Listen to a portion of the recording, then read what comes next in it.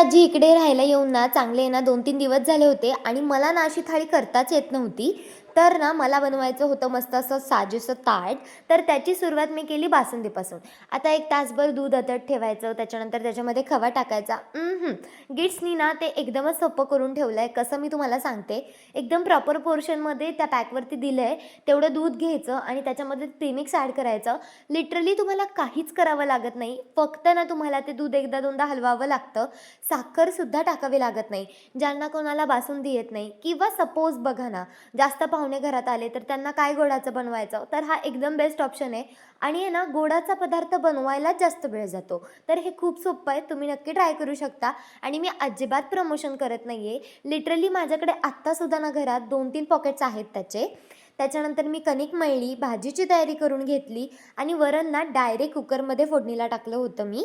आता हे वाटण इतकं टाकणार नव्हते, कारण मला थोडीच कढई कालवण करायचं होतं. ते वाटण मी दुसऱ्या दिवशीसाठी करून ठेवलं होतं, सकाळसाठी. हे रात्रीचा स्वयंपाक मी करत होते. इतकं हेवी जेवण असं पाहुणे वगैरे आल्यावरतीच बनवते मी रात्रीचं, नाहीतर बिलकुल स्किप करते आणि एकदम साधं लाईट वेट काहीतरी असतं. सगळ्यात शेवटी ना मेथीची भाजी टाकली, सुक्कीवाली, आणि ताट तयार झालं. मला कमेंट्स करून सांगा, यातलं तुम्हाला काही आवडतं का ते?